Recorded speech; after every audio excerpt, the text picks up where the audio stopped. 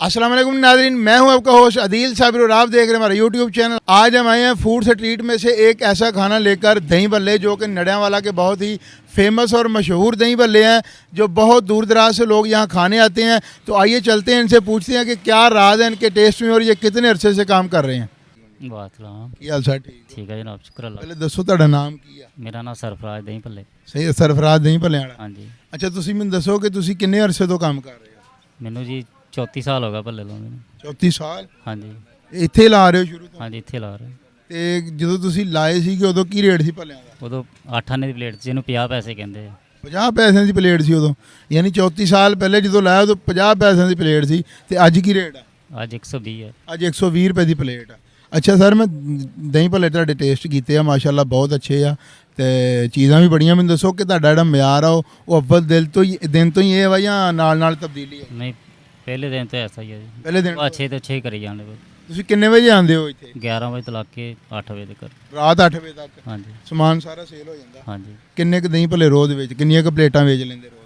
400 ਦੇ ਉੱਤੇ ਵਿੱਚ। ਮਾਸ਼ਾਅੱਲਾ 400 ਤੋਂ ਉੱਤੇ। हाँ जी, ਅੱਛਾ, ਤੁਸੀਂ ਇਹ ਅਵਲ ਦਿਨ ਤੋਂ ਐਸੇ ਜਗ੍ਹਾ ਤੇ ਲਾ ਰਹੇ ਹੋ? हाँ जी ਇੱਥੇ ਲਾ ਰਹੇ। ਇੱਥੇ ਹੀ? हाँ जी, ਬਾਕੀ ਹੋਰ ਕੋਈ ਜਗ੍ਹਾ ਤੇ ਵੀ ਤੁਹਾਡੀ ਬ੍ਰਾਂਚ ਹੈ ਵਾ? ਇੱਕ ਕੇਰਲੀ ਸਾਡੀ ਬ੍ਰਾਂਚ ਹੈ। ਗੇਦੜੀ 199।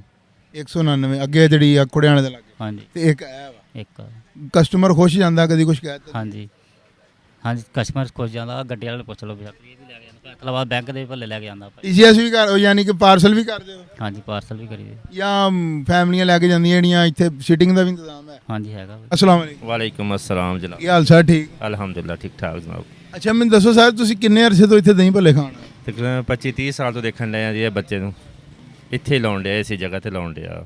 ਔਰ ਮਿਆਰੀ ਭੱਲੇ ਆ ਮਾਸ਼ਾਅੱਲਾ, ਬਹੁਤ ਜ਼ਾਇਕੇਦਾਰ ਭੱਲੇ ਬਣ ਰਹੇ ਉਹਦੇ। ਟੇਸਟ ਅੱਛਾ ਹੋਇਆ ਨਾ? ਬਹੁਤ ਅੱਛਾ ਜੀ, ਬਹੁਤ ਬੜੇ ਦੂਸਰੇ ਪਿੰਡਾਂ ਦੇ ਬੰਦੇ ਵੀ ਲੈ ਕੇ ਆਉਂਦੇ ਆ ਇੱਥੋਂ, ਯਾਨੀ ਦੂਸਰੇ ਇਲਾਕਿਆਂ 'ਚੋਂ ਵੀ ਲੋਕ? ਲੈ ਕੇ ਖਾਣ ਆਉਂਦੇ ਆ ਬਿਲਕੁਲ। ਇਹ 'ਚ ਕੋਈ- ਉਹ ਰੇਟ ਸ਼ੇਟ ਦੇ ਵਿੱਚ ਤੁਹਾਨੂੰ ਕੋਈ ਜ਼ਿਆਦਤੀ ਤਾਂ ਨਹੀਂ ਲੱਗਦੀ? ਪਹਿਲੇ ਤਾਂ 25-30 ਰੁਪਈਏ ਸੀ, ਤਾਂ ਹੁਣ ਤਾਂ ਕਹਿੰਦੇ ਆ ਜੀ 120 ਰੁਪਏ ਹੋਈ ਆ। ਮਹਿੰਗਾਈ ਹੋਈ? ਮਹਿੰਗਾਈ ਦੀ ਵਜ੍ਹਾ ਤੋਂ ਗਰੀਬ ਆਦਮੀ ਤਾਂ ਹੋਰ ਪਿਸਿਆ ਜਾ ਰਿਹਾ ਜੀ ਇਹਦੇ ਵਿੱਚ। ਬਾਕੀ ਮਿਆਰ ਵਿੱਚ ਕੋਈ ਫਰਕ ਤਾਂ ਨਹੀਂ ਪੈਂਦਾ? ਮਿਆਰ ਬਿਲकुल वही है जी ਉਹਨਾਂ ਦਾ ਜਿਹੜਾ पहले है सी।